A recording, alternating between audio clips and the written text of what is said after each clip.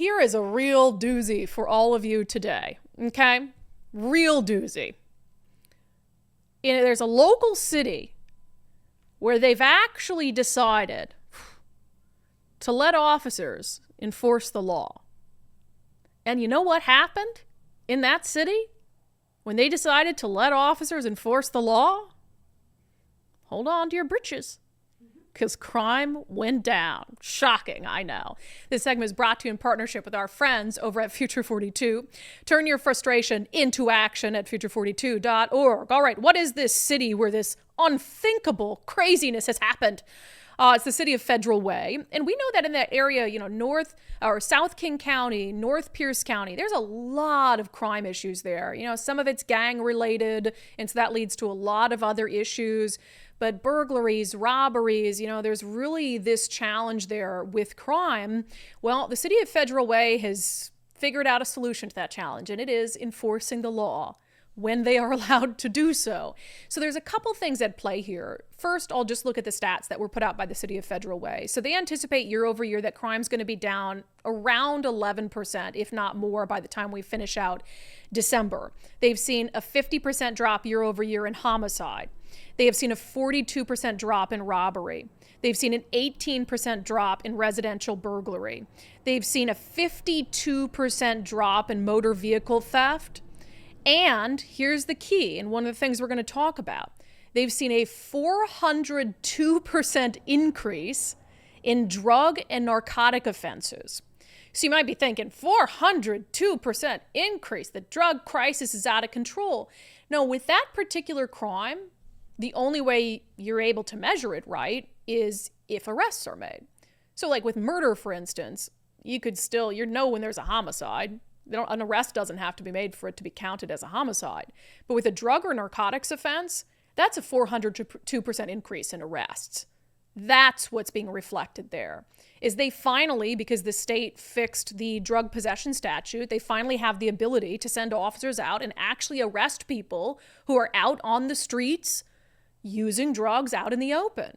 And so you're seeing this massive uptick in Federal Way's decision and willingness to arrest and charge drug offenders. And at the same time, what are you seeing? You're seeing a drop in homicides. You're seeing a drop in robberies. You're seeing a drop in aggravated assault. You're seeing a drop in commercial and residential burglary. And then you're seeing a 52% drop in motor vehicle theft. Now, I think there is also some nexus there to arresting more drug offenders, but what other thing do you think is attributable to that 52% drop in motor vehicle theft? Well, over the past year, they've actually been able to pursue people who are driving stolen vehicles because the legislature, because of a citizen initiative, was forced to walk back restrictions that they put on police pursuits. And they did that at the end of last legislative session. So you have these things that are very clearly, you have cause and effect. Way more drug arrests, huge reduction in a number of categories of crime. Officers are able to pursue vehicles again. Oh, look at that craziness. 52% decrease year over year in motor vehicle theft. Wow, enforcing the law and allowing police officers to enforce the law really does make a difference. So joining us today to talk about these stats is Federal Way Mayor Jim Ferrell. Mayor Ferrell, welcome back to Undivided. Well, thank you so much for having me. Yeah, well, I love seeing these numbers go in the right direction. That's not the case everywhere. So it seems like there's maybe two separate things going on here. So one, the police pursuit law. So we've been living with the change now after the legislature passed the initiative. And you guys have seen a 52% decrease year over year in motor vehicle theft. Can you attribute that to the change in the law? Yeah, the bottom is dropping out of that number, just like we knew it would. It's a crazy amount. In fact, I've been watching this number all year. My prediction is even next year it'll keep going down, and that's because we can pursue and word's out. But I got to tell you, I had a feeling that car theft would be at that number, and that's a dramatic decrease. But the other number that really caught my eye and that prompted me to put this information out for the people to see is the 42% decrease in robberies. Yep. That is a dramatic decrease. And that's because almost every robbery that was occurring in our city right off the freeway was occurring in a stolen car, either to get there, to leave, et cetera. And so that's dramatic. Month to month, comparing this November to last November, that reduction was a 72% reduction in robberies comparing November's crime numbers. Yeah, So, that's awesome. yeah, I love that. And that's exactly what you predicted. You were on the show talking about what would happen if the legislature, passed the police pursuit initiative or felt compelled or forced to have to pass it.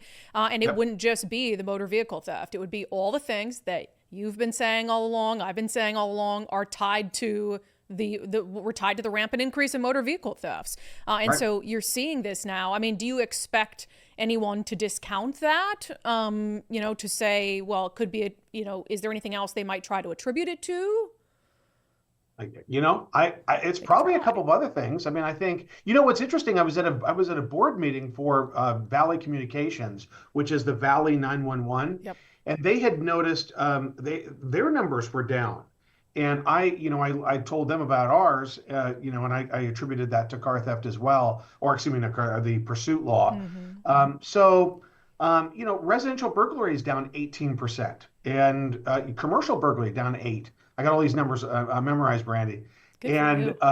I got to tell you, I think it's a cascade effect. Yeah. And so when my last assignment at the King County Prosecutor's Office was in the car theft unit. I spent a few years in the homicide and violent crime unit, but my last assignment there was in car theft. And one of the things I noticed when we still had paper files is that these guys, these prolific car thieves, would go car to car to car to car. Yeah.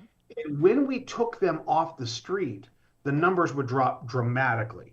And that's just because that you've got the same people, a very small cohort of people committing a lot of these crimes. So that's what's occurring. Yeah, it's awesome to see. I think it's undeniable because again, there is that. If you're running into a building, you're not doing it with your car. Right, If you're right. smashing in to steal an ATM, you're not doing it with your car. You're doing it with a stolen car. Yeah, The other big yep, factor here, I think, and this to me shows Federal Way is doing what it needs to do, and I wish other people would follow suit. Is the nexus of drug use and your decision to arrest people for using narcotics out on the streets. So I think it was the Thurston County Sheriff was on the show, and I had asked him, how much of your crime crisis would be eliminated if we started to take the drug crisis seriously? And he said 90%. Because a yeah, lot of what they're dealing with is drug motivated types of crime. So you guys have seen a 402% increase year yeah, over year yep. in drug and narcotic offenses, but that number reflects an increase in arrests, correct? That's right. Yeah. Yeah. So what had occurred, as you know, is several years ago when the state Supreme Court came down with the decision to essentially invalidate the state's drug law because it was missing one word. They had to intentionally, if you're going to be held accountable for a crime, it makes sense that the conduct has to be intentional, not accidental. So all the legislature needed to do was add one word. What they did instead was create this odd, two prior warnings that essentially created a state of de facto legalization of all street level narcotics. That meant that we couldn't arrest people because there was no database, no way to track it. And once the legislature actually went back, and I got to give them credit for doing this. And Brandi, I actually think the gross misdemeanor designation was exactly the way to go because they let us with the small amounts of controlled substances, cocaine, heroin, methamphetamine, fentanyl, district courts and municipal courts, city courts are essentially like treatment courts. We can handle them better. If they had stayed felonies, that low level, I think it was a level 1 and level 2 Yeah. felonies on the SRA, Sentencing Reform Act, they were closing these cases immediately upon resolution. In municipal and district courts, you can suspend jail time and have probation. And so that ability to get people in, get the behavior addressed and stopped, and suspend jail time on the condition of no criminal law violations, drug and alcohol treatment, et cetera, that gets people back on track. Yeah. So, what has been the posture of the Federal Way Police Department and of the city when they encounter someone using drugs out on the streets? We arrest them. I No mean, questions, no warnings, no. no, I mean, but what was happening was this crazy thing where, and it's really tragic. Sometimes I would be driving on down Pacific Highway, and people who use fentanyl, we've all seen it. They're literally like bent Yep. over, Fetty standing lean. up. Yeah, and it's tragic and it's sickening, and we were seeing people using open air use, and we couldn't do anything about it really, and so now we can, Yeah. and if we see it, we interrupt it, and we make an arrest. Yeah. So, you're making an arrest, and because it's sort of in this jurisdiction of a gross misdemeanor, you guys are what? Trying to go toward treatment, but if they don't accept it, then it's jail time? That's right. That's right. Yeah. Yeah. Imagine So, that. Imagine yeah. this sane world we're living in. And you see it. You see it Yeah. borne out in the numbers. And I would even argue the homicide figure. I would even argue that between the motor vehicle or between the police being able to pursue again, and you guys doing that, and the substance abuse, I think that's why you're seeing half the number of homicides. Because we Yeah. know also, drive-by shootings or whatever it is, a lot of those are committed in stolen vehicles. And the people who are out there abusing substances and homeless or whatever, they're way more likely to be the victim of a homicide if That's they're out right. there on the streets and vulnerable. So, Nicole,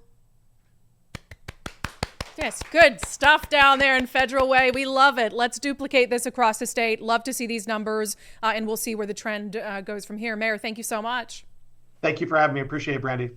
It's just amazing how that happens. Enforce the law, crime goes down. Oh my gosh, mind-boggling. If only we had more elected leaders who we send to Olympia who understood that simple equation. That segment was brought to you in partnership with our friends over at Future 42. Turn your frustration into action at future42.org. Make sure you sign up for their newsletters. You can be alerted to opportunities to do just that.